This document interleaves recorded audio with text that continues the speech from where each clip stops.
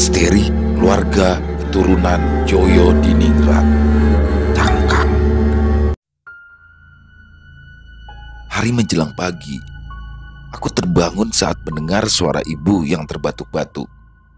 Sejenak aku menggeliat, lalu bangkit dan melongok ke kamarnya, tapi dia tidak ada. Ibu kemana? Kujumpai dirinya di dapur.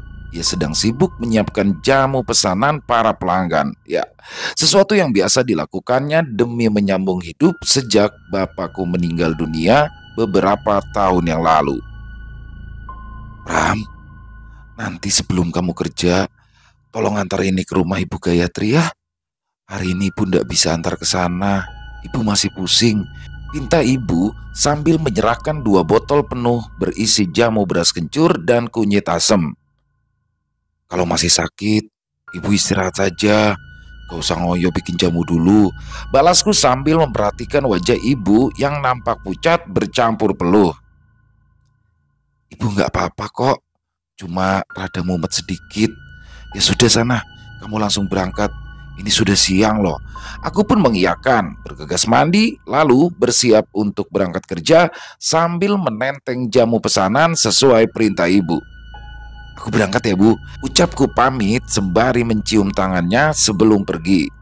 Seperti hari-hari biasanya, aku pergi menuju toko beras milik pasangan suami istri Pak Hartadi dan Ibu Gayatri. Salah satu toko terbesar yang ada di pasar, tempat di mana aku bekerja sebagai kuli panggul.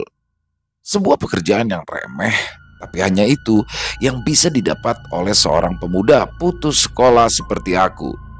Sejak bapak meninggal, kehidupan kami yang makin sulit memaksaku berhenti sekolah agar bisa membantu ibu menghasilkan uang untuk makan kami sehari-hari. Assalamualaikum. Assalamualaikum. Belum ada jawaban. Kutunggu sejenak di balik pagar besi sambil memandangi rumah besar bercat putih itu. Lalu muncul Mbok Sum, sang pembantu rumah tangga yang langsung membukakan pintu pagar. Ada apa, Pram? Tumben pagi-pagi sudah mampir kemari, tanya wanita tua itu. Ini Mbok, saya mau antarkan jamu pesanan Ibu Gayatri, balasku sambil menyerahkan botol jamu ke tangannya. Loh, kok kamu yang nganter? Memangnya ibumu kemana? Ibu lagi kurang sehat, Mbok. Oh alah, ya sudah, makasih ya, jawab Mbok Sum lalu menutup pintu pagar. Kok tumben? Rada telat, Pram, tanya Pak Kusno, sang penjaga toko beras ketika aku baru saja tiba. Tadi mampir dulu ke rumah Ibu Gayatri antar jamu. Ibuku sakit, jadi aku yang antar ke sana. Loh, terus kamu ketemu nggak sama Ibu Gayatri? Atau Pak Hartadi barangkali? Tanya Pak Kusno lagi. Enggak tuh, Mbok Sum tadi yang keluar. Memangnya ada apa? Oh, aku kira sempat ketemu. Soalnya selama ini jarang sekali ada orang yang bisa ketemu mereka. Lawang aku saja baru 2 kali bisa ketemu. Itu juga cuma sebentar. Misterius banget itu majikan kita itu, jawab Pak Kusno.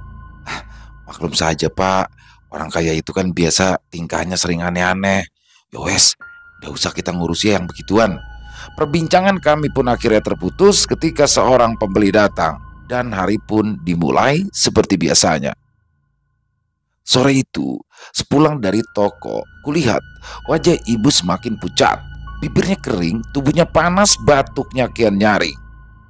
Bu, ibu berobat ya? Pintaku pada ibu yang terbaring lemah di kamarnya sambil memegangi dada. Tidak usah, Pram. Ibu tidak apa-apa kok, jawab ibu coba terlihat kuat. Namun ketika ibu terus terbatuk-batuk sampai mengeluarkan darah membuatku panik dan segera membawanya ke rumah sakit. Dan bagai mendengar suara sambaran petir, aku terkejut lalu lemas ketika dokter mengatakan kalau ternyata ibuku mengidap penyakit kanker paru-paru. Ya, rupanya ibu telah lama memendam rasa sakitnya, namun kondisinya itu sengaja ia sembunyikan karena tak ingin membuat diriku menjadi khawatir. Ya Allah, Bu. Aku hanya duduk diam sambil memandangi ibu yang kini cuma bisa terbaring lemah di tempat tidur. Sebenarnya dokter meminta agar ibu segera dirawat, Tapi bayangan tentang besarnya biaya yang harus kami tanggung membuat kami dengan berat hati memutuskan untuk kembali pulang. Bosum sempat datang menjenguk mewakili keluarga Pak Hartadi dan Ibu Gayatri sebagai ungkapan rasa prihatin. Wanita tua itu nampak berbincang-bincang pelan dengan ibu. Aku yang duduk sedikit jauh sempat mendengar beberapa kalimat dorongan semangat yang diucapkan oleh Bosum. Selama beberapa bulan, kondisi ibu kian memprihatinkan. Sejumlah cara pengobatan alternatif ala kadarnya tetap tak mampu membendung ganasnya penyakit itu, hingga akhirnya tepat di bulan kelima, ibu pergi menghadap Sang Pencipta. Menyisakan diriku yang kini tinggal sebatang kara, berhari-hari tenggelam dalam kesedihan, meratapi nasib yang terasa sangat tak adil. Hatiku hancur. Aku bagaikan kehilangan pegangan hidup. Separuh jiwa ini serasa ikut pergi bersama ibu. Tapi perhatian dan juga dorongan semangat dari orang-orang di sekitarku membuatku perlahan mampu bangkit dari keterpurukan dan mencoba melanjutkan hidup, walaupun kini terasa tak sama lagi. Ram, kamu sudah dengar kabar belum? Tanya Pak Kusno pagi itu di sela-sela kesibukan kami di toko beras. Kabar apa, Pak? Jawabku tanpa menengok sambil menaruh sekarung beras ke lantai. Mas Putra, anak angkatnya majikan kita itu, semalam dia meninggal, ucap Pak Kusno dengan mimik wajah serius. Innalillahi. Mas Putra yang katanya sekolah di kota itu? Iya, dengar-dengar dia sudah lulus, sudah beberapa bulan ini pulang ke rumah. Tapi mendadak semalam meninggal, serangan jantung sih katanya. Jelas Pak Kusno lagi. Aku pun hanya bisa diam mengangguk-angguk karena sejatinya aku tak terlalu mengenal sosok Mas Putra, anak angkat majikanku itu.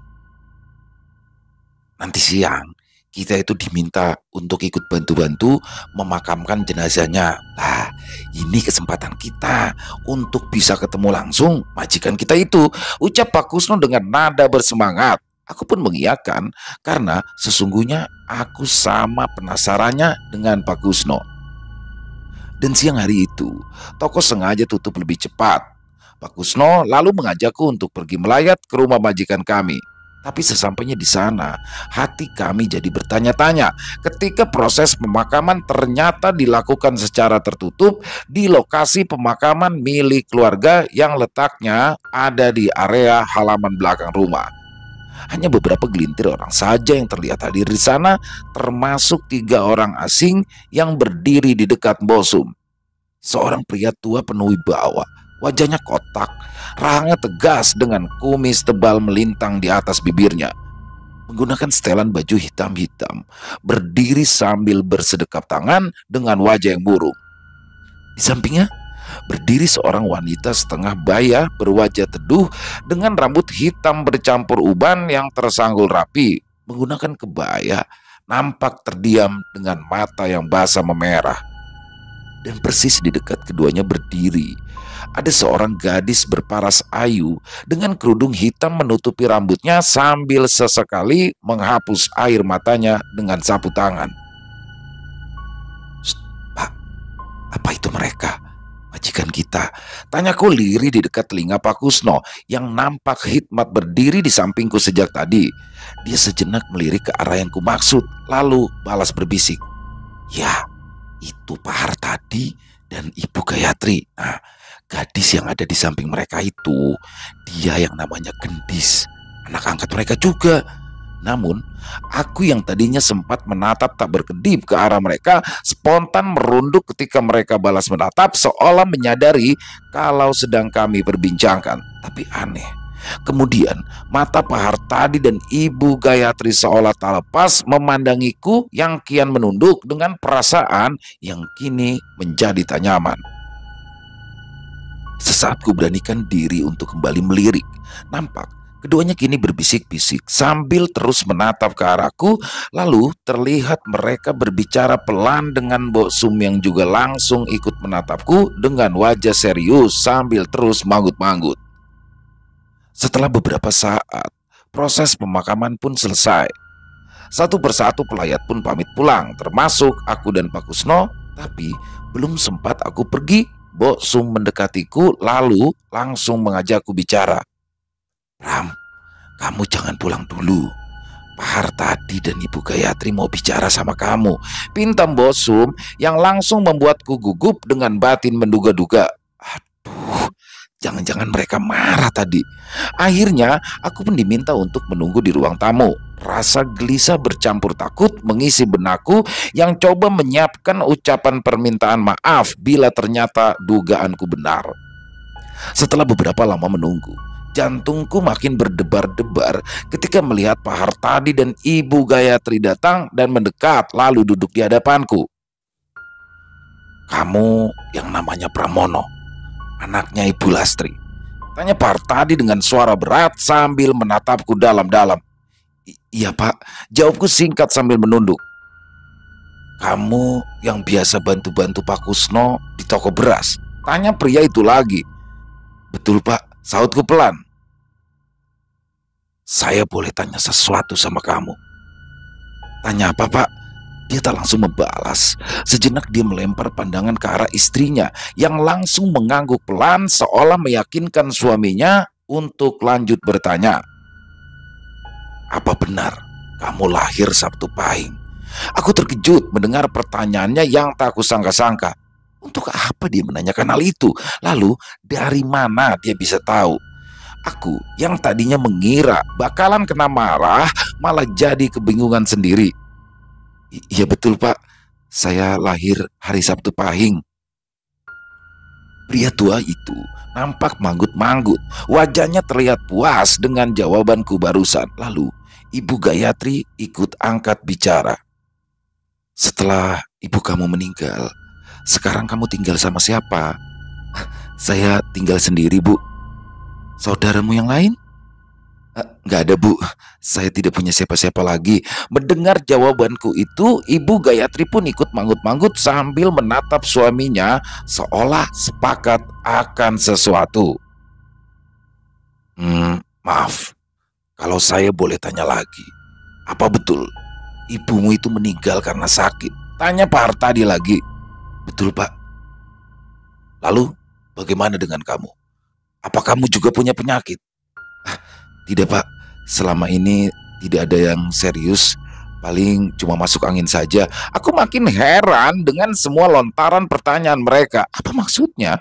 Namun aku tak berani protes, cuma berusaha menjawab sejujur mungkin dan ternyata semua pertanyaan itu berujung pada sebuah tawaran. Ya, tawaran yang tak pernah aku bayangkan sebelumnya, tawaran yang akhirnya akan mengubah jalan hidupku. Jadi begini Pram, apa kamu mau bekerja di rumah ini? Maksudnya bagaimana ya Pak? Ya, kamu tidak usah lagi kerja di toko beras. Nah, mulai sekarang saya tawarkan kamu untuk kerja di sini, ikut bantu-bantu Mbok Sum. Bagaimana? Aku terdiam tak langsung menjawab. Permintaannya yang datang secara tiba-tiba membuatku tak tahu harus menjawab apa. Kalau kamu mau, nanti akan kami beri upah 3 kali lipat. Dan kamu juga bisa ikut tinggal di sini. Bagaimana? Mau ya? Coba Gus, ucap Ibu Gayatri menambahkan dengan nada sedikit membujuk. Ya ampun, 3 kali lipat? Apa aku tak salah dengar? Apa ini serius Pak? Tanyaku kepada Pak Hartadi, coba memastikan kembali tawaran menggiurkan itu. Iya, serius. Kalau kamu mau, besok kamu sudah bisa mulai. Nah, selebihnya biar nanti Mbok Sum yang menjelaskan tentang apa-apa saja tugas-tugasmu. Jawab Pak Hartadi coba meyakinkanku. Iya Pak, saya mau.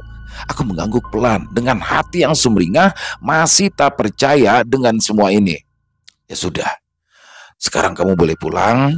Nah, besok pagi kamu bisa langsung datang kemari. Pak Hartadi lalu bangkit dari duduknya, diikuti Ibu Gayatri dan pergi meninggalkanku yang masih duduk terpaku. Belum sempat aku beranjak, terlihat Mbok Sum datang mendekat lalu bertanya, "Gimana? Kamu siap kerja di sini?" Siap Mbok, tapi saya masih bingung. Loh, bingung kenapa? Tadi mereka sempat tanya hari lahir saya, kok mereka bisa tahu? Oh, itu aku yang kasih tahu mereka. Aku tahu dari ibumu yang dulu sering cerita-cerita soal kamu. Tapi maksudnya apa ya, Mbok? Ya ndak ada maksud apa-apa. Pak Hartadi dan Ibu Gayatri itu sangat hati-hati dalam memilih orang yang boleh ikut tinggal di sini. Mereka itu masih kental hitung-hitungan Jawanya. Ya biasalah itu. Ndak perlu kamu pikirkan. Aku cuma bisa manggut-manggut. Ya, Bosum ada benarnya.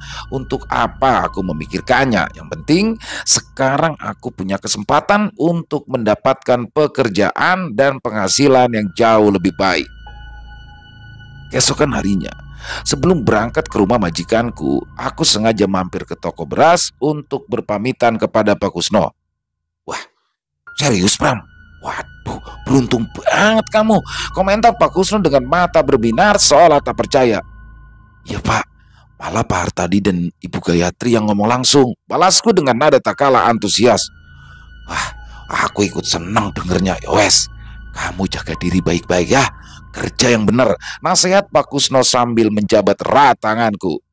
Usai berpamitan, aku pun segera pergi menuju tempat kerjaku yang baru. Sesampainya di sana, aku langsung disambut gembira oleh Mbak Sum. Lalu dia menjelaskan tentang tugas-tugas baruku. Tapi aku sedikit heran karena ternyata aku hanya ditugasi untuk membersihkan dan merawat seluruh area halaman yang ada di sekeliling rumah ini. Sebuah tugas yang terbilang ringan untuk upah yang akan aku terima. Wanita itu juga langsung mengantarku ke kamar yang akan menjadi tempat tinggal baruku. Sebuah kamar bagus yang isinya terbilang lengkap, termasuk sejumlah pakaian yang ada di dalam lemari. Ini pakaian siapa ya, Mbok? Tanya aku sedikit heran. Oh, itu punya almarhum Mas Putra. Pak Hartadi bilang kamu boleh pakai semuanya, ya daripada mubazir. Wah, yang bener Mbok, ini masih bagus-bagus loh. Ucapku kegirangan sambil mengambil beberapa helai pakaian lalu membolak-baliknya. Ya bener, ya baguslah. Kalau kamu suka, kelihatannya ukurannya juga pas kok sama kamu. Dan hari itu, aku mulai menjalani pekerjaan baruku.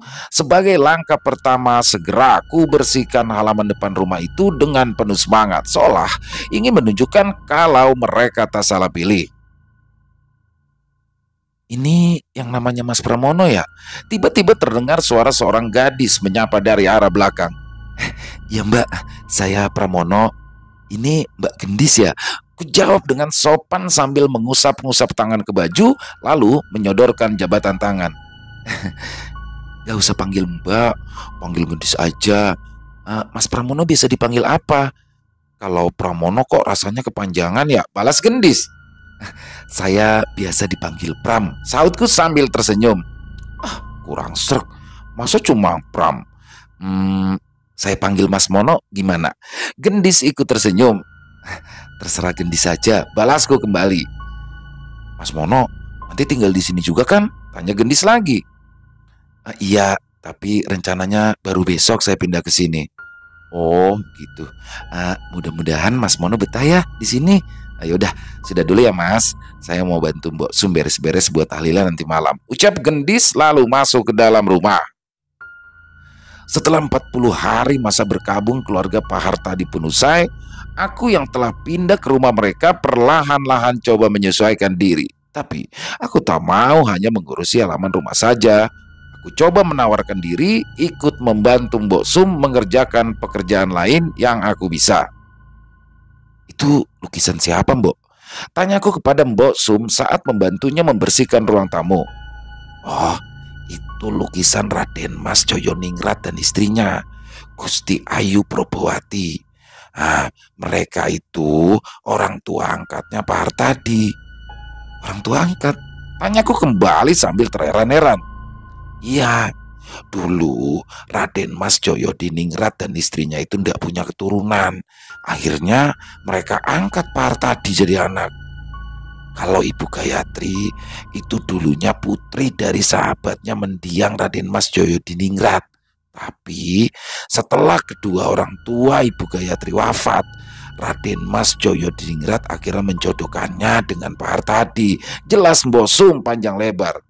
Wah, kok bisa kebetulan gitu ya Mbok? Kalau Pak Hartadi dan Ibu Gayatri juga ndak punya anak. Mbok Sum tak membalas, dia cuma tersenyum lalu kembali melanjutkan pekerjaannya. Tanpa terasa, 2 bulan sudah aku bekerja dan tinggal di rumah ini. Aku masih tak menyangka kalau aku yang dulunya hidup miskin kini bisa hidup lebih layak di tengah-tengah keluarga berada. Sikap Pak Hartadi dan Ibu Gayatri yang sangat baik terhadapku membuatku merasa seperti bukan orang lain di sini. Bukannya mau besar kepala, tapi aku merasa mereka memperlakukanku layaknya anak mereka sendiri dan itu membuatku makin kerasan. Apalagi Gendis. Gadis itu nampak senang dengan kehadiranku di rumah ini. Dia bagai menemukan sosok kakak pengganti bagi Mas Putra yang telah wafat. Usia kami yang terpaut tak terlalu jauh membuat kami dengan mudah menjalin keakraban dalam waktu singkat. Mas Mono, dipanggil ibu, teriak Gendis pada satu pagi dari depan pintu rumah. Aku pun segera menyusulnya masuk menghadap Ibu Gayatri. Pram, tolong kamu ke pasar ya. Ini daftar belanjaannya. Biasanya yang belanja itu Mbok Sum, tapi dia sedang ada urusan lain ya. Pinta Ibu Gayatri. Baik Bu, sautku sambil menerima catatan belanjaan dan langsung membacanya. Sebuah catatan berisi sejumlah barang yang harus kubeli. Berbagai jenis kue jajanan pasar, kembang 7 rupa, ditambah sejumlah dupa dan kemenyan. Gendis bilang, semua itu untuk sesaji yang akan disediakan setiap hari Rabu Legi, bertepatan dengan hari weton dirinya dan juga Ibu Gayatri yang kebetulan jatuh pada hari yang sama. Sedikit aneh atau bahkan berlebihan. Tapi aku tak mau banyak bertanya, aku memang tak pernah mau lancang mencampuri urusan orang lain, terutama yang menyangkut keluarga ini. Tapi di balik itu semua, tetap ada satu pertanyaan yang mengganjal. Mengapa keluarga ini seolah seperti membatasi diri dari dunia luar? Selama aku tinggal di sini, jarang sekali atau bahkan tak pernah aku melihat mereka keluar atau berinteraksi dengan lingkungan sekitarnya. Sehari-hari, mereka hanya berdiam diri di rumah. Segala sesuatunya diurus oleh Mbak Sum, dari hal yang terbesar hingga yang terkecil. Tapi aku tak mau terlalu memikirkannya dan tetap fokus dalam melaksanakan semua tugas-tugasku sebaik mungkin. Hingga pada suatu hari, Ibu Gayatri jatuh sakit. Entah apa penyakit yang diderita beliau sehingga dalam waktu singkat kondisinya terus menurun hingga hanya mampu berbaring di tempat tidur. Namun yang membuatku tak habis pikir, dengan segala harta kekayaannya, Pak Hartadi tak pernah membawa Ibu Gayatri berobat ke rumah sakit. Selama sakit, Ibu Gayatri hanya dirawat oleh Mbok Sum seorang diri. Aku yang pernah mencoba menawarkan diri untuk membantunya langsung ditolak mentah-mentah. Dan sejak saat itu pula, suasana rumah ini perlahan-lahan mulai berubah. Rumah yang tadinya begitu nyaman, kini menjadi terasa dingin dan mencekam. Hari ke hari, kian banyak kutemui keanehan yang membuat hatiku mulai bertanya-tanya. Sering terdengar suara-suara orang berbisik-bisik di balik dinding, bau menyengat dari dupa dan kemenyan yang dibakar ketika lewat tengah malam, serta lukisan Raden Mas Joyodiningrat yang matanya seolah hidup membuatku tak berani berlama-lama menatapnya. Pak Hartadi yang biasanya selalu terlihat tenang dan berwibawa kini jadi nampak gelisah dan tegang. Dia sering menghabiskan waktu berjam-jam berdiam diri di dalam satu kamar khusus, di mana aku tak diperbolehkan untuk mendekat apalagi masuk. Ibu Gayatri yang kabarnya makin lemah kini telah dipindahkan ke dalam sana, dan sejak saat itu aku tak tahu lagi bagaimana kondisi wanita itu. Semoga beliau baik-baik saja. Gendis pun jadi mengurung diri di dalam kamarnya. Entah kapan terakhir kali kami sempat bertegur sapa, tapi beberapa kali sempat ku ketahui kalau dia melakukan ritual mandi kembang saat tengah malam dengan dibantu oleh Mbak Sum. Sedangkan Mbok Sum sendiri makin sibuk dengan sejumlah kegiatan aneh yang dulu tak pernah ia lakukan. Selama tugasnya merawat Ibu Gayatri di dalam kamar khusus, dia beberapa kali terpergok mondar-mandir masuk ke dalam sana sambil membawa sesuatu. Membawa obat? Bukan, tapi membawa sesaji. Membuatku makin penasaran apa yang sebenarnya terjadi di dalam rumah ini. Namun, semua kejanggalan itu tak berani kupertanyakan. Demi rasa hormatku pada keluarga ini, kuputuskan untuk menyimpan semua pertanyaan itu dalam-dalam. Hari itu, hari Rabu Legi, hari di mana kembali dilaksanakan ritual persembahan sesaji untuk gendis. Seperti sebelumnya, aku cuma bisa mendengarkan sayup-sayup suara Pak Hartadi membacakan sesuatu di luar sana. Karena selama ritual itu berlangsung, aku diminta untuk diam dalam kamar demi terjaganya kesakralan ritual itu.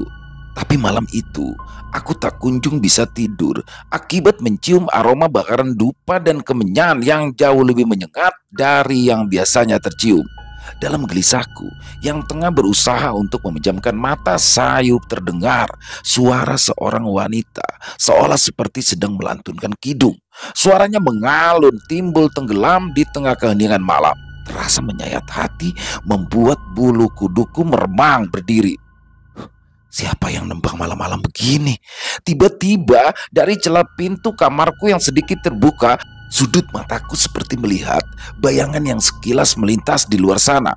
Aku yang penasaran segera melongok keluar untuk memastikan apa yang baru saja kulihat. Dan betapa diriku jadi terdiam bagai terhipnotis. Di sana, dekat ruang tamu, ada sosok wanita dengan tubuh bagai kaca bening yang tembus pandang bergerak perlahan bagai mengambang di tengah temaramnya lampu ruangan, lalu menghilang. Ada apa, Pram? Tanya Mbok Sum yang entah dari mana tiba-tiba saja sudah muncul di dekatku, membuatku seolah tersadar kembali ke dunia nyata. Anu Mbok, tadi saya lihat seperti ada bayangan yang lewat ke arah sana, sahutku sambil menunjuk ke arah bayangan tadi melintas. Bayangan apa? Balas Mbok Sum sambil melirik arah yang kumaksud. Aku terdiam tak langsung menjawab, karena sebenarnya diriku juga tidak terlalu yakin dengan apa yang baru saja kulihat. Apa ada hantu di rumah ini? Sudah, kamu masuk sana. Sudah malam, pinta Mbok Sum yang langsung aku iakan.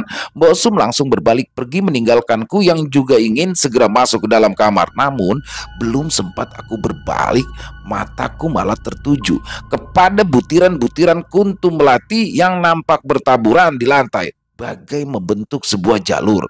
Kembang, dari mana asalnya? Aneh.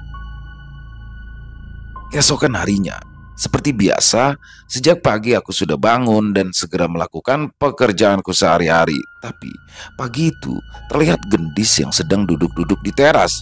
Ya, sesuatu yang tak biasa dilakukannya. Aku yang sudah berhari-hari tak pernah bertemu dengannya, coba bersikap ramah dan langsung menyapa. Gendis, tumben pagi-pagi begini sudah duduk-duduk. Tapi dia tidak menjawab, cuma sekilas melirik, lalu bangkit dan langsung masuk ke dalam rumah. Gendis, kenapa ya Mbok? Tanyaku kepada Mbok Sum ketika kami berpapasan. Memangnya ada apa? Sahutnya malah balik bertanya. Tadi dia duduk-duduk di teras. Gak biasanya dia begitu. Lalu ketika saya tegur dia tidak jawab, malah langsung pergi. Kan aneh Mbok. Oh, mungkin dia lagi banyak pikiran. Sudah, kamu lanjut kerja saja. Gak usah mikir yang macam-macam, balas Mbok Sum. Ya, tadinya aku juga berpikiran seperti itu. Tapi sikap Gendis di hari-hari berikutnya membuatku merasa ada sesuatu yang salah. Dia seolah menjaga jarak denganku. Beberapa kali dia menghindar ketika ku ajak bicara. Keakraban kami yang sudah terjalin selama ini seolah menghilang begitu saja. Sedangkan Pak Hartadi nampak telah kembali seperti dulu, tenang dan berwibawa. Tak terlihat lagi kegelisahan dan ketegangan di wajahnya. Bahkan beberapa kali terdengar dia tertawa lepas, seolah beban berat yang menghimpitnya telah terangkat. Ram, kemari sebentar, saya mau bicara, pinta Pak Hartadi di suatu pagi ketika aku sedang menyapu halaman. Ya Pak, ada apa? Hari ini hari Sabtu Pahing. Nah, nanti malam saya punya rencana mau sediakan sesaji untuk kamu. Sesaji untuk saya, Pak. Memangnya ada apa ya, Pak? Oh, nggak ada apa-apa. Cuma untuk memperingati hari wetonmu. Ini memang sudah menjadi tradisi keluarga kami sejak dulu. Dan kamu sudah kami anggap seperti keluarga sendiri. Ah, begitu. Ya sudah, Pak. Saya nurut saja. Ah, tapi nanti saya minta kamu ikut ritual juga ya. Ritual? Ritual apa ya, Pak? Ya, cuma ritual biasa. Gak ada yang aneh-aneh. Cuma syukuran kecil-kecilan supaya kamu selalu diberikan keselamatan, sehat lahir batin, dan ini nanti bakal rutin diadakan setiap Sabtu Pahing. Paham kamu? Paham, Pak. Sebenarnya banyak hal yang ingin kutanyakan padanya, tapi aku lebih memilih diam. Seperti yang selalu diajarkan ibuku, kadang diam menjadi pilihan terbaik untuk sesuatu yang belum kita mengerti. Ada kalanya kita cuma harus menyimak dan pelajari. Terlalu banyak bertanya terkadang malahan akan menimbulkan masalah. Terlalu banyak tahu justru membuat sesuatu menjadi ambigu, dan malam itu aku diminta hadir di tengah-tengah ruang tamu di mana sudah tersedia sesaji berupa berbagai macam jajanan pasar yang bersanding dengan kembang tujuh rupa dan bakaran kemenyan. Di sana juga telah hadir Pak Hartadi yang mengenakan pakaian adat Jawa, duduk bersila lalu mulai melafalkan semacam mantra-mantra. Aku terdiam hikmat sambil mendengarkan untayan kalimat-kalimat yang diucapkannya dalam bahasa yang terdengar tua dan kuno. Setelah itu, aku diminta untuk minum segelas cairan kental berwarna merah yang bau amisnya hampir membuatku muntah. Sejenak, aku ragu untuk meminumnya. Tapi Pak Hartadi yang seolah paham dengan keraguanku coba membujukku untuk mau meminumnya. Gak apa-apa, itu ramuan khusus campuran dari rempah-rempah, telur, dan sebagainya, supaya kamu selalu sehat walafiat. Jelasnya coba meyakinkanku. Akhirnya sambil menahan nafas, segera ku minum ramuan itu dengan sekali tenggak. Aneh, setelah meminumnya terasa ada sesuatu yang ikut terminum. Ya, sesuatu yang sulit kujelaskan. Sesaat kemudian, pandanganku perlahan mulai memudar. Tubuhku menjadi terasa ringan bagai melayang. Namun, kepalaku malah terasa berat dan segalanya berubah gelap. Aku terbangun dalam kamarku. Mataku buram, kepalaku masih terasa pusing. Namun telingaku seolah mendengar suara-suara bisikan yang datang silih berganti dari berbagai arah. Tapi kemudian suara-suara itu terhenti ketika gendis datang membuka pintu kamar dan langsung masuk lalu duduk di sampingku. Bagaimana perasaanmu? Aku diam tak langsung menjawab sambil berusaha bangun dan duduk di atas kasur. Kepalaku masih pusing. Apa tadi aku pingsan ya? Ya, tadi kamu pingsan. Tapi itu wajar. Artinya ramuan itu bekerja dengan baik. Fungsinya memang untuk membersihkan segala macam penyakit yang ada di dalam tubuhmu. Aku juga minum kok waktu ritual labu legi tempo hari. Tapi kok begitu ya? Sampai bikin pingsan segala. Tanyaku kembali. Ya memang reaksinya seperti itu. Tapi jangan khawatir. Gak apa-apa kok. Nanti kamu juga akan terbiasa. Ya sudah Pram, kamu berbaring saja, saya pamit dulu. Gendis lalu pergi meninggalkanku yang menjadi bingung dengan sikapnya yang berubah-ubah. Dia yang belakangan ini sempat menjauh, kini tiba-tiba kembali akrab seolah tak pernah terjadi apa-apa. Dan dia memanggilku Pram.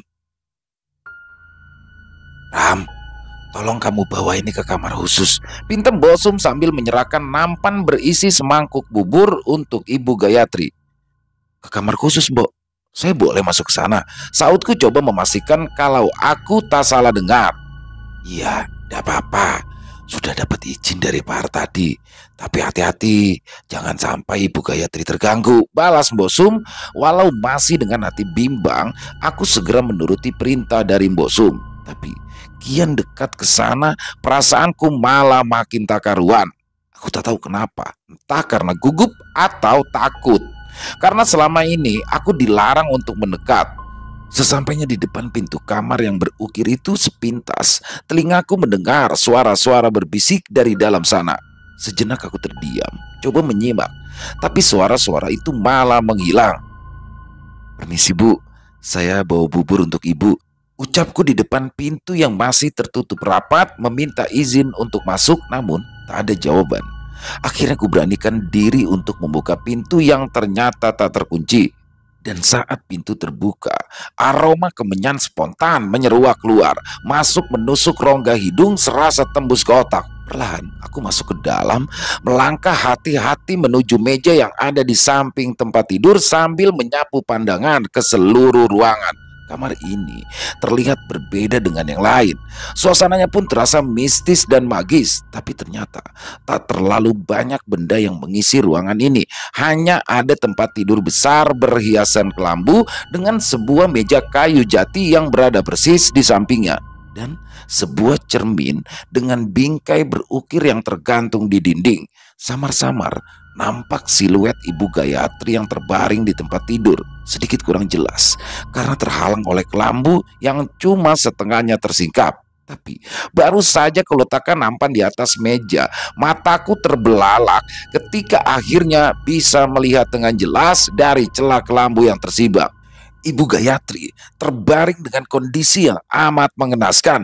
Tubuhnya kurus kering dengan kulit yang kendor. Badannya yang dulu berisi kini bagai balon yang kempes. Wajahnya cekung dengan lingkaran mata menghitam. Rambutnya yang dulu biasa tersanggul rapi kini garing riap-riapan.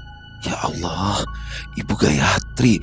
Mulutku spontan berucap lirih merasa iba. Tapi ketika melihat diriku yang berdiri di dekatnya, matanya yang tadinya sayu mendadak menatapku dengan pandangan nanar. Bibirnya yang kering pecah-pecah perlahan terbuka, berusaha untuk bicara. Tangannya yang kini kurus dipenuhi urat-urat biru menonjol menggapai lemah seperti memintaku untuk lebih mendekat. Sejenak aku ragu, tapi batinku berkata kalau ada sesuatu yang ingin disampaikannya. Akhirnya ku beranikan diri duduk bersimpuh di samping ranjang dan mendekatkan telingaku, siap mendengarkan apa yang ingin diucapkannya. Pergi, pergi. Dia berkata putus-putus dengan hembusan nafas yang lemah hingga aku tak mampu menangkap dengan jelas apa yang baru saja diucapkannya. Pergi? Apa dia baru saja bilang pergi? Apa dia tidak suka dengan kehadiranku di kamar ini? Tapi ketika diriku masih mencoba menerka-nerka, terdengar suara gendis yang sudah berdiri di belakangku. Ram, kamu sedang apa? Aku spontan menoleh. Gak apa-apa, Dis. Tadi aku diminta Mbok Sum bawa bubur ke sini. Lalu tadi ibu seperti mau bicara tapi kurang jelas.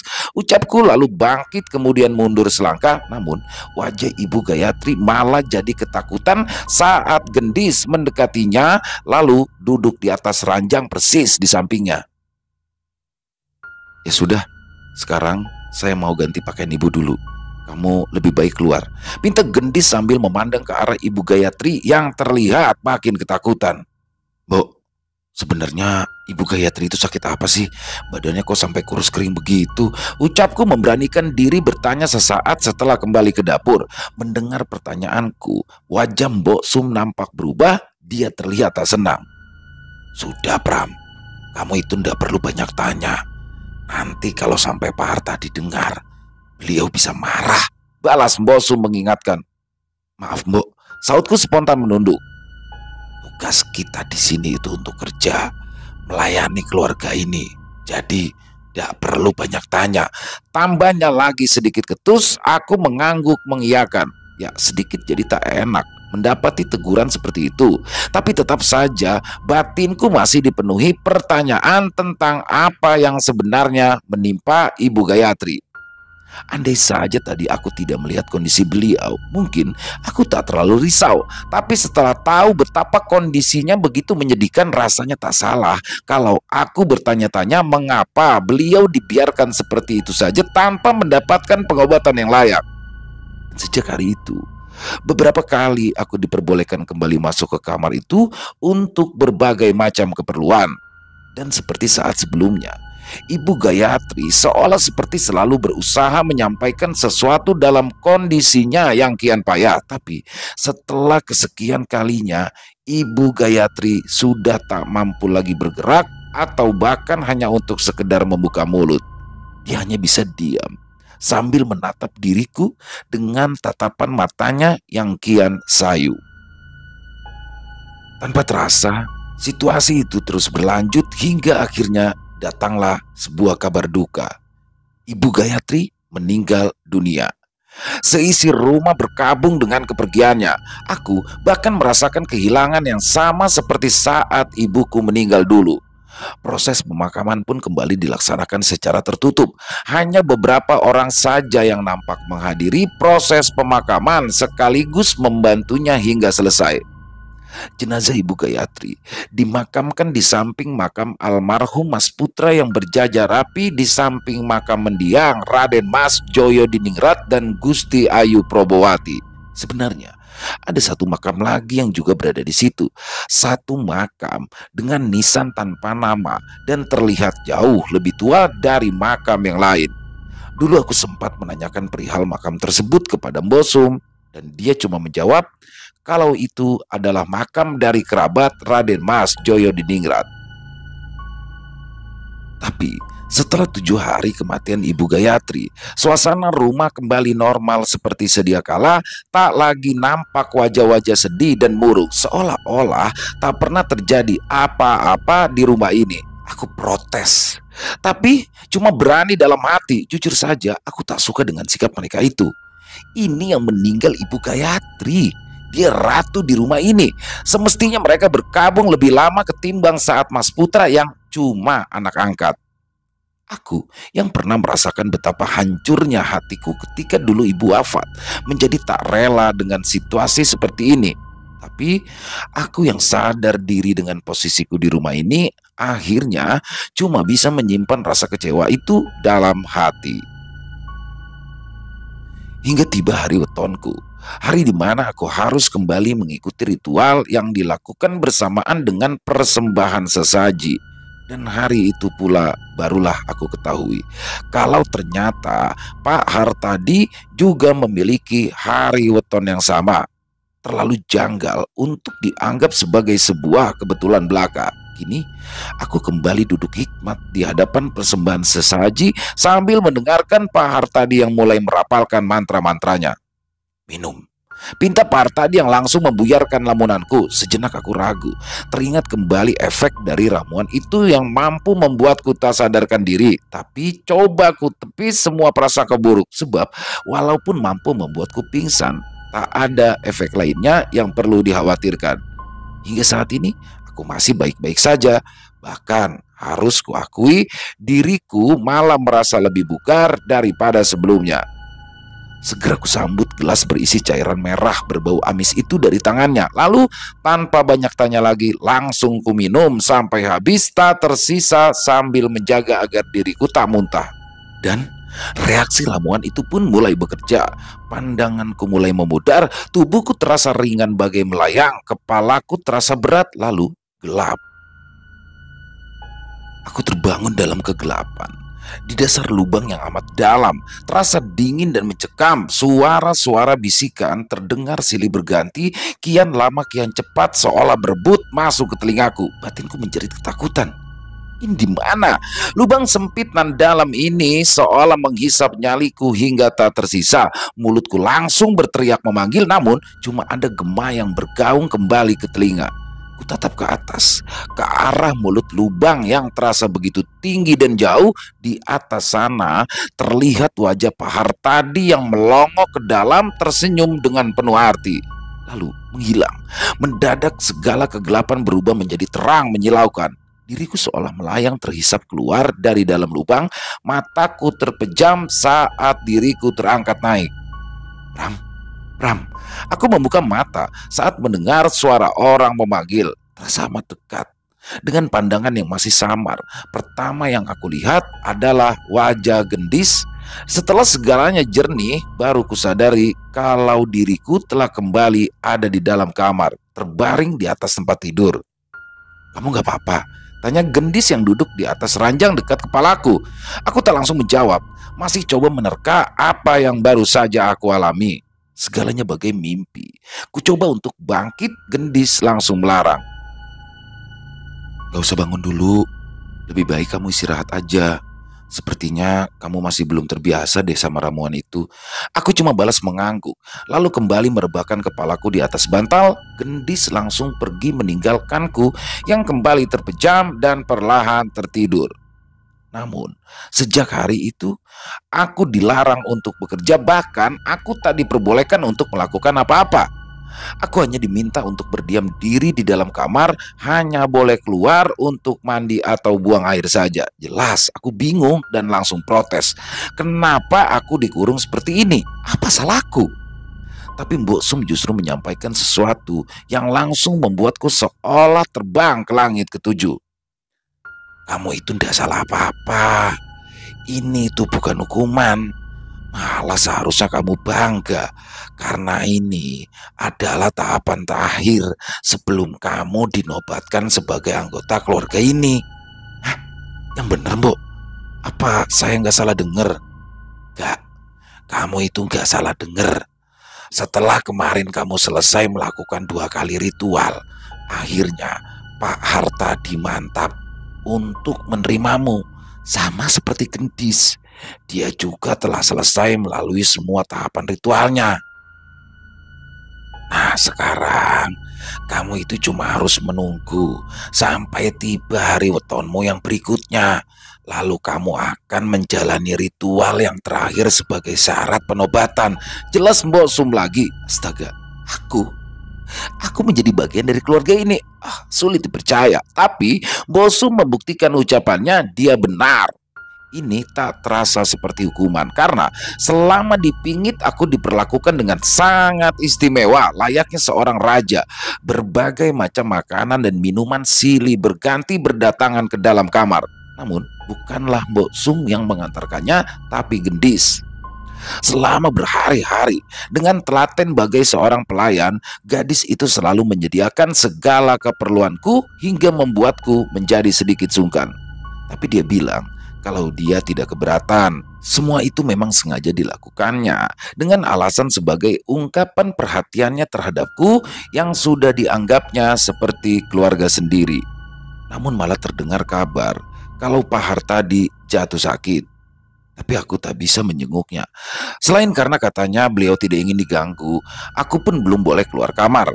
Beberapa kali kutanyakan tentang keadaan Pak Hartadi kepada Gendis, dan dia bilang kalau beliau baik-baik saja, cuma butuh istirahat. Di beberapa malam, Bosum memintaku untuk mandi kembang. Aku yang tak paham apa maksudnya kembali memberanikan diri untuk bertanya. Dia beralasan bahwa semua itu dilakukan untuk membersihkan diriku dari segala pengaruh buruk agar aku layak untuk menjadi bagian dari keluarga ini. Segala perlakuan istimewa itu terus kuterima selama berhari-hari, tapi aku yang kian jenuh terus berada dalam kamar sempat meminta izin kepada Mbok Sum agar setidaknya sekali saja diperbolehkan untuk keluar, tapi dia tetap melarang. Namun aku yang tak terbiasa berdiam diri lama-lama akhirnya malah jadi merasa tersiksa. Hantaran makanan dan minuman yang berlimpah serasa tak berarti. Lalu entah di hari yang keberapa timbul niatanku untuk menyelinap keluar kamar saat malam hari, di mana tak ada seorang pun yang akan melihat. Bukan untuk apa-apa, tapi hanya untuk sekedar mengganti suasana demi mengusir rasa bosan. Aku cuma mau berdiri di halaman sambil menghirup udara segar, dan akhirnya sesuai rencana. Saat malam telah larut, setelah yakin dengan situasinya, aku siap menyelinap keluar kamar. Tapi baru saja aku membuka pintu dan melangkahkan satu kaki keluar, terinjak sesuatu yang terasa kasar. Terlihat banyak butiran-butiran kuntum melati bertaburan persis di depan pintu kamarku. Kembang ini lagi. Dari mana asalnya? Aku penasaran karena segalanya sama persis seperti yang pernah aku temui dulu. Butiran kuntum melati itu bertaburan bagai membentuk sebuah jalur, dan kali ini aku ingin tahu kemana jalur itu menuju. Perlahan sambil mengendap-endap, ku telusuri jalur taburan melati itu mulai dari depan pintu kamarku terus melewati ruang tamu hingga akhirnya terhenti pada sebuah kamar dengan pintu berukir. Kamar khusus. Di situ aku terdiam. Aku ragu karena taburan melati itu sepertinya terus berlanjut masuk ke dalam. Aku tidak berani masuk. Aku kecewa, rasa penasaran ini tak terobati, tapi situasi yang tidak memungkinkan membuatku memutuskan untuk kembali ke rencana awal, pergi keluar menghirup udara segar di halaman. Tapi baru saja aku berbalik, aku tersentak mundur ketika melihat Mbok Sum yang lagi-lagi telah berdiri di belakangku. "Kamu mau kemana? Kenapa keluar kamar?" tanya wanita itu dengan nada sedikit marah.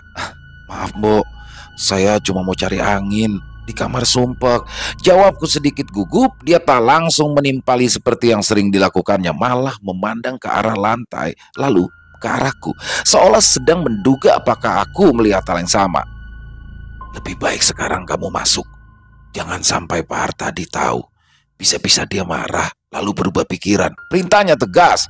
Aku tak berani membantah, langsung kembali menuju kamarku sambil terus memandangi taburan kuntum melati misterius itu. Hingga beberapa hari berikutnya, setiap malam saat aku membuka pintu dan melongok, taburan melati itu selalu ada di sana dan hilang ketika paginya. Namun, aku tak pernah tahu apa maksudnya. Semuanya masih berupa misteri yang belum terjawab. Sampai akhirnya tibalah hari yang ditunggu-tunggu, hari wetonku, hari penobatan, ritual yang terakhir. Aku yang sebelumnya tak terlalu suka dengan segala ritual itu, kini malah menjadi antusias karena setelah semuanya selesai, maka aku jadi bisa kembali pada kehidupan normalku. Dan bukan hanya itu, kenyataan bahwa setelahnya aku akan resmi menjadi bagian dari keluarga ini memberikan satu sensasi kegembiraan tersendiri. Bayangkan saja, aku yang tadinya hanyalah pemuda miskin, yatim piatu yang putus sekolah, tiba-tiba menjadi anak orang kaya.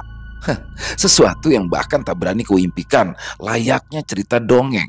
Pramono, si kuli panggul menjadi juragan, sang katak menjelma menjadi pangeran, si ulat telah berubah menjadi kupu-kupu. Tapi ternyata aku salah sangka. Semua bayangan kebahagiaan yang sudah terpampang di depan mata pupus seketika. Malam itu, kembali semua sesaji telah ditata, dupa dan kemenyan pun telah dibakar. Tapi kali ini ritual dilaksanakan di dalam kamar khusus. Namun di situ, aku malah disuguhi sebuah pemandangan yang membuat hatiku miris. Pak Hartadi nampak terbaring lemah di atas ranjang berkelambu. Wajahnya pucat, pipinya kempot, nafasnya tersengal-sengal naik turun. Pakaian adat Jawa yang dikenakannya kini nampak kedodoran karena bobot tubuhnya yang jauh menyusut. Ya Allah, Pak Hartadi, Pak Hartadi kenapa? Aku duduk bersila dengan perasaan campur aduk. Mataku tak lepas menatap Pak Hartadi yang dibantu gendis bangkit dari tempat tidur, lalu dituntun untuk duduk bersila di hadapan sesaji. Gendis terus merangkul dan menjaga agar tubuh lelaki itu tidak rubuh, dan ritual pun dimulai. Dengan suara lemah putus-putus, Pak Hartadi pun mulai membacakan mantra-mantra. Sebentar saja nafasnya tersengal-sengal, sejenak berhenti lalu lanjut lagi. Tapi dalam ritual kali ini ada sesuatu yang berbeda, ada sesuatu yang lain. Selama Pak Hartadi mengucapkan mantra-mantranya, Mbok Sum menaburkan butiran-butiran kuntum melati mulai dari dalam kamar khusus terus menuju kamarku. Aku kaget. Rupanya selama ini dia yang melakukannya. Pantas saja dia bisa tiba-tiba selalu muncul saat itu. Tapi untuk apa? Proses ritual pun terus berlanjut. Rangkaian mantra telah usai, tapi mulut Pak Hartadi belum sepenuhnya berhenti. Dia mulai melantunkan sebuah kidung yang terdengar familiar. Dia melakukannya dengan suara lirih dan ritme yang pelan hingga membuatku seolah ikut terhanyut. Padahal aku tak mengerti akan bahasanya. Selepas alunan kidung selesai, Pak Hartadi dengan tangan gemetar menyodorkan segelas cairan merah kepadaku. Namun kali ini cairan merah itu menyuguhkan aroma yang lain. Ya, baunya tak lagi amis, berganti dengan harum wangi bunga melati. Aku segera menyambutnya dan langsung meminumnya sampai habis. Awalnya terasa manis, tapi berangsur pahit. Setelah itu, aku sudah siap dengan segala reaksinya. Pandanganku mulai pudar, kepalaku terasa berat, tubuhku terasa ringan bagai melayang dan gelap. Lagi-lagi, aku terbangun di dasar lubang yang sempit dan gelap. Lubang yang dalam dengan ujungnya yang terlihat jauh di atas. Suara-suara bisikan kembali terdengar, bersahut-sahutan dari segala arah, lalu muncul sosok wajah melongok dari atas sana. Bukan wajah Pak Artadi, tapi wajah yang lain. Walau tidak terlalu jelas, tapi aku seperti mengenalinya. Ya, wajah lelaki dalam lukisan Raden Mas Joyo Diningrat. Dan segalanya yang tadi gelap tiba-tiba berubah menjadi terang menyilaukan. Tubuhku bagaikan terhisap naik ke atas, dan ketika terang itu hilang, aku mendapati diriku kini ada di depan pintu kamarku. Dengan tubuh yang tembus pandang bagai kaca bening, berdiri mengambang sejengkal di atas taburan kuntum melati yang membentuk jalur. Apa ini mimpi? Sayup terdengar alunan kidung yang seolah memanggil dan menuntunku untuk bergerak pelan mengikuti jalur taburan melati, bagaikan kereta berjalan di atas relnya. Sensasi yang luar biasa ketika tubuhku terus melayang halus menuju ke arah kamar khusus yang pintunya nampak tertutup rapat. Tapi tanpa diduga-duga, tubuh beningku malah terus melayang masuk ke dalam kamar dengan cara menembus pintu.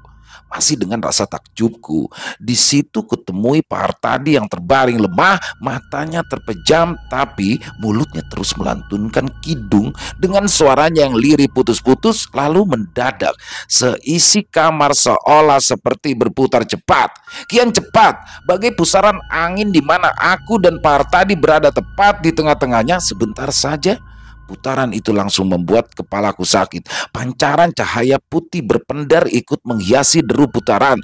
Tubuhku terus melayang tinggi ke atas hingga menembus langit-langit. Lalu di tengah-tengah arus putaran yang kian cepat, tiba-tiba saja tubuhku terhisap ke bawah, jauh, terus ke bawah seakan masuk ke dalam lubang gelap tak berujung. Aku kembali terbangun. Bukan di dalam kamarku, bukan di dalam lubang gelap, tapi di atas tempat tidur berkelambu terbaring lemah tak berdaya, tanpa tenaga. Seluruh sendi terasa ngilu, kepalaku sakit, pandangan mata masih berputar. Aku ingin bangkit, tapi rasanya berat. Jangankan untuk bangun, bahkan untuk sekedar mengangkat kepala pun sulit. Akhirnya aku hanya bisa berbaring menatap langit-langit kelambu. Tapi ada rasa yang lain, rasa yang tak bisa kujelaskan, hembusan nafas yang putus-putus, sudut pandang yang tak biasa, serta aroma tubuh yang asing tercium. Ya, aku bagai tak mengenali diriku sendiri. Ini kenapa? Masih dalam rasa bingung, terdengar suara pintu dibuka dari luar, lalu seseorang melangkah masuk. Bagai tertampar, aku terkesiap saat melihat sosok itu terus melangkah, lalu berhenti dan berdiri persis di dekat ranjang. Sosok yang amat aku kenali. Ya, diriku sendiri. Dia tersenyum penuh makna. Aku masih terkesima. Bagaimana bisa? Aku ada dua. Apakah ini mimpi? Apakah aku masih ada dalam pengaruh ramuan merah? Namun, segala rasa ngilu yang kurasakan di sekujur tubuh membuatku yakin kalau ini bukanlah mimpi. Aku sepenuhnya sadar. Ku coba untuk bangkit, namun tak bisa. Tubuh ini bagaikan tanaman layu yang habis terinjak. Akhirnya, dengan suara lemah terbata-bata, aku coba bertanya padanya. Kamu siapa? Tapi dia tidak menjawab, tetap tersenyum sambil terus menatap ke arahku. Di saat aku masih tak mengerti dengan apa yang terjadi, datang gendis masuk ke dalam kamar, lalu berdiri persis di samping sosok yang menyerupai diriku itu. Dia terlihat anggun, mengenakan kebaya hitam berhiaskan benang emas dengan rambut yang tersanggul rapi, lengkap dengan segala perhiasannya. Namun, kini wajahnya seolah memancarkan aura yang berbeda. Lalu dia menggandeng tangan lelaki itu. Keduanya saling menatap, tersenyum puas. Akhirnya sosok lelaki yang menyerupai diriku itu mulai angkat bicara dengan suara yang juga sama persis seperti suaraku. Ah, gila. Terima kasih Bram, rasanya sangat nyaman. Tak salah, aku memilihmu. Selesai berucap, lelaki itu berbalik pergi sambil menggandeng tangan gendis yang nampak bahagia berjalan di sampingnya. Aku ingin berteriak memanggil mereka agar kembali.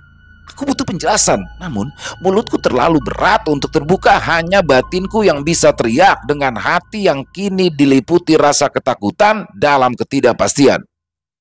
Hei, kalian mau kemana? Ini ada apa? Susah payah kupaksakan diriku untuk bangkit. Perlahan merambat merayap turun dari tempat tidur sambil berpegangan gemetar pada tepian meja. Namun mataku terbelalak ketika sekilas melihat bayangan wajahku sendiri dalam cermin yang tergantung. Sosok lelaki berwajah kotak, berpipi kempot dengan kumis tebal melintang di atas bibir. Pak Artadi?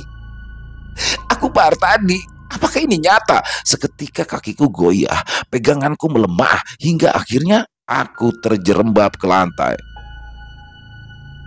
Yalah, kamu itu mau kemana? Tiba-tiba muncul Mbok Sum masuk ke dalam kamar, lalu membantuku kembali berbaring di atas tempat tidur. Sudah, kamu tiduran saja. Aku akan menjagamu sampai hari terakhirmu. Aku terkejut. Apa maksudnya? Lalu dia seperti tahu apa yang ada di dalam benakku. Kemudian dia duduk, menatapku sambil tersenyum dingin, lalu mulai menjelaskan sesuatu yang akhirnya menjadi jawaban atas semua ini. Raden Mas Joyo Diningrat dan Gusti Ayu Probowati adalah pewaris Langgeng Sukmo.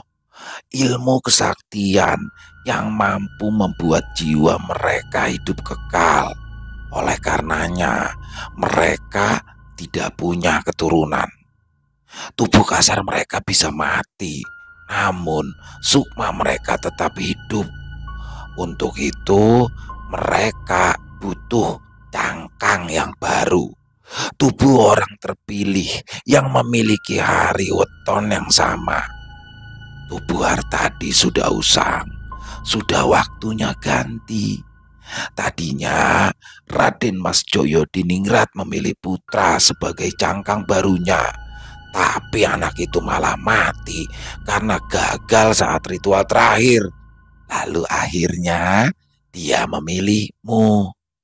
Nah, sedangkan Gusti Ayu Probowati telah memilih Gendis sebagai cangkang penerus untuk menggantikan tubuh Gayatri.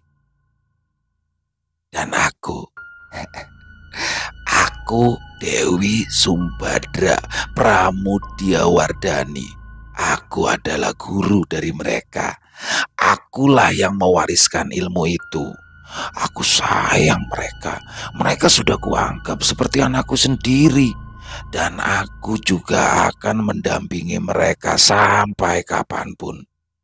Usiaku jauh lebih tua dari peradaban ini. Makam tanpa nama itu adalah makam tubuhku yang terdahulu. Dan sebentar lagi aku juga akan mengganti tubuh tua ini dengan tubuh yang baru.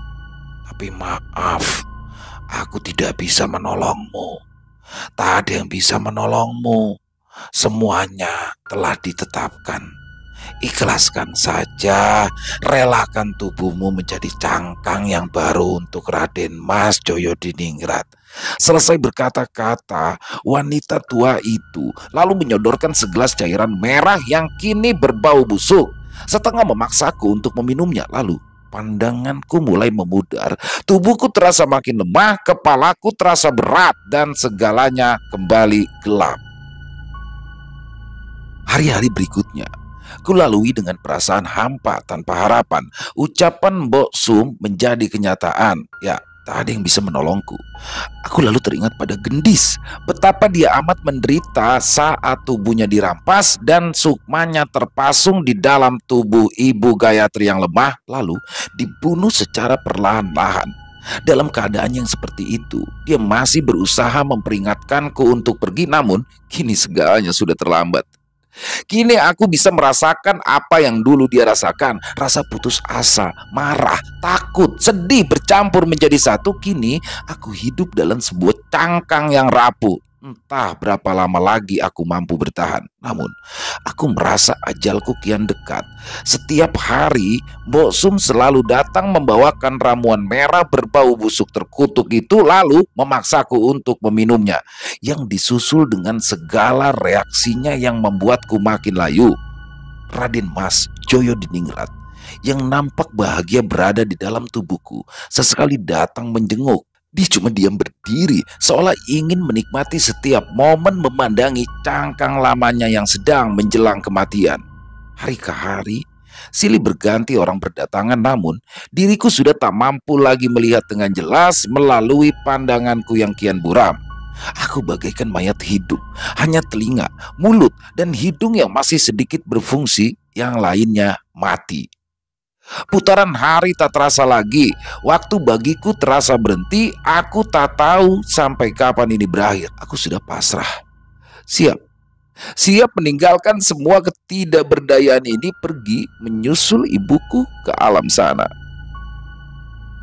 Tapi takdir berkata lain. Lembaran catatan hidupku belum usai ditulis. Tuhan mengulurkan tangannya, membebaskanku dari semua penderitaan ini. Hari itu aku merasakan hawa panas yang seolah mengelilingiku. Lalu sayup-sayup terdengar suara teriakan orang-orang serta bau hangus dari benda yang terbakar. Dan sebentar saja dadaku terasa sesak dan makin sesak. Bersamaan dengan hawa panas yang kian menjalar, lalu seperti ada suara seseorang yang memanggil-manggil dari kejauhan, kian lama kian mendekat, dan akhirnya terdengar suara pintu yang didobrak. Kemudian disusul suara orang memekik, suara yang lama tak pernah ku dengar. Ya, suara Pak Kusno. Ya Allah, Pak tadi. Hanya itu ucapannya yang mampu telingaku serap. Setelah itu diriku merasa terangkat, benar-benar terangkat. Bukan hayalan pengaruh ramuan merah. Aku merasa dibopong berpindah dari tempat tidur. Entah siapa yang membawaku. Mataku terlalu buram untuk melihatnya. Hawa panas perlahan menghilang. Kini aku seperti ada di tempat lain, tapi suara ribut orang-orang masih terus terdengar. Bau hangus benda terbakar pun masih sangi tercium. Setelah beberapa saat, tubuh layu ini kembali dibawa pergi ke satu tempat, terasa jauh entah kemana. Tapi rasa sesak di dada membuatku makin sulit bernafas hingga tubuhku kian lemas dan akhirnya gelap. Entah berapa lama aku tak sadarkan diri. Aku terbangun dalam kamar yang sunyi. Kamar dengan aroma yang lain, bukan aroma kemenyan dari rumah terkutuk itu. Lalu seseorang seperti berusaha meminumkan sesuatu ke mulutku. Terasa pahit dengan baunya yang khas. Bukan lagi bau busuk ramuan merah, tapi mirip bau obat. Setelah itu, beberapa kali terasa masuk ke dalam mulutku sesuatu yang lembut dan hangat yang langsung bisa kutelan tanpa harus dikunyah. Mungkin bubur, aku tak tahu. Hingga akhirnya ototku mulai menggeliat bertenaga, aku mulai bisa menggerakkan jemariku. Aku mulai bisa bersuara walau sekedar erangan lirih, dan akhirnya pelan-pelan aku mulai bisa kembali melihat. Dan ketika segalanya tak lagi bias, wajah pertama yang aku lihat adalah wajah Pak Kusno. Dia tersenyum lega sambil menatapku lalu berkata pelan, "Alhamdulillah, apakah ini nyata?" Sejenak kuperhatikan sekelilingku. Ruangan besar putih, lampu-lampu yang terang, ada tiang besi penyangga dan selang bening yang tersambung ke lenganku. Saya di mana?" Tanyaku dengan suara putus-putus kepada Pak Kusno yang berdiri di dekatku. "Bapak ada di rumah sakit. Sudah 3 hari ini Bapak dirawat. Tapi Bapak jangan terlalu banyak bicara dulu. Nanti saja kalau sudah mendingan ya," jawabnya. Mendengar dia memanggil Bapak, seketika kulirik tubuhku yang kurus kering dengan urat-urat tangan yang menonjol. Saya bukan Bapak," jawabku terbata-bata. Tapi Pak Kusno cuma tersenyum. Mungkin dia pikir aku ngelantur karena masih dalam kondisi yang labil. Tapi belum sempat aku kembali bertanya, dia telah berpamitan pergi. Keesokan harinya, aku merasa jauh lebih baik. Pak Kusno kembali datang dengan membawa makanan dan buah-buahan. Bagaimana saya bisa ada di sini? Apa yang terjadi? Tanyaku lagi yang kini mulai lancar berbicara walau sedikit pelan. Rumah Bapak itu terbakar, tapi alhamdulillah Bapak bisa kami selamatkan dan langsung bisa kami bawa ke sini. Jawabnya. Astaga, terbakar. Balasku terkejut. Iya Pak, terbakar habis. Saya juga tidak tahu apa penyebabnya. Ketika kami datang itu api sudah besar, jelas Pak Kusno. Lalu lalu bagaimana dengan Joyo Diningrat dan Probowati? Apa mereka juga selamat? Tanyaku makin penasaran. Maaf Pak, mereka itu siapa ya? Tanya Pak Kusno terheran-heran. Aku lupa. Tentu saja Pak Kusno tak mengerti. Akhirnya terpaksa aku ralat pertanyaan itu. Maksud saya, bagaimana dengan penghuni rumah yang lain? Apakah mereka juga selamat? Di sini Pak Kusno tak langsung menjawab. Dia terlihat ragu, tapi akhirnya sambil menggeleng dia menjawab lirih. Maaf Pak, mereka tidak selamat. Jasad Mbak Gendis dan Pramono kami temukan di reruntuhan rumah. Namun jasad Mbok Sum sampai saat ini belum bisa juga kami temukan. Ucapnya pelan. Ya Allah, cuma itu kalimat yang keluar dari mulutku saking terkejutnya. Sudah Pak, Bapak ndak usah mikir yang berat-berat dulu. Bapak jangan khawatir. Jasadnya Mbak Gendis dan Mas Pramono sudah kami urus. Jenazah mereka sudah kami makamkan secara layak. Jelas Pak Kusno lagi. Mendengar hal itu, aku tak tahu apakah harus sedih atau gembira. Di satu sisi, aku senang bisa keluar dari tempat jahanam itu walau dengan cara yang tak terduga. Tapi di sisi lain aku merasa sedih karena tubuh Gendis dan juga tubuhku kini telah mati dan terkubur. Tapi aku jadi bertanya-tanya, apakah Sukma, Raden Mas Joyo Diningrat dan Gusti Ayu Probowati juga ikut mati? Semoga saja.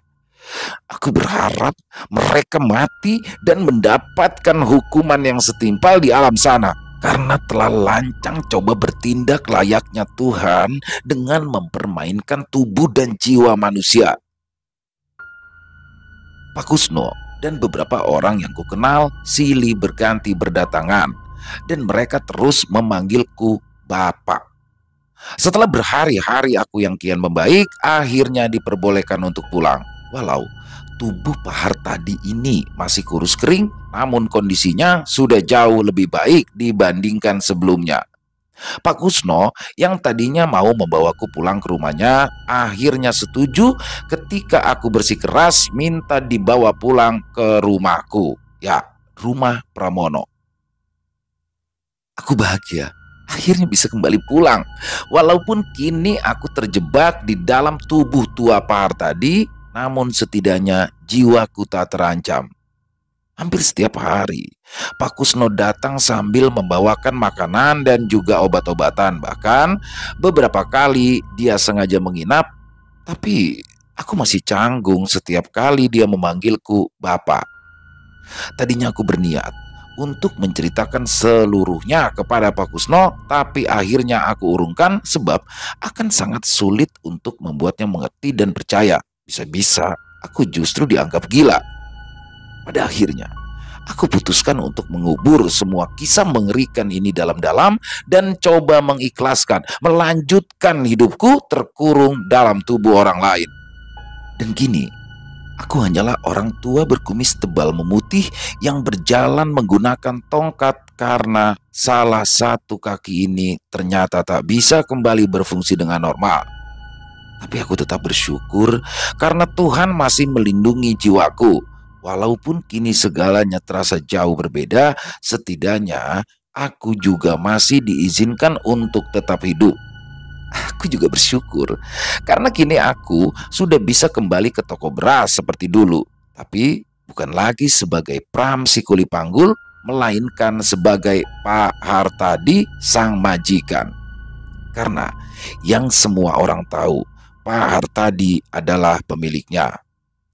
Aku coba beradaptasi dan mencoba mengelola toko ini dibantu Pak Kusno, dan dari hasilnya aku bisa mencukupi kebutuhanku sehari-hari.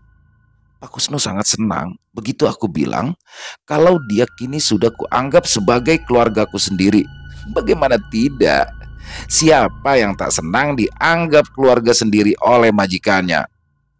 Dia juga sempat bertanya, bagaimana dengan nasib rumah Pak Hartadi yang masih berupa puing-puing?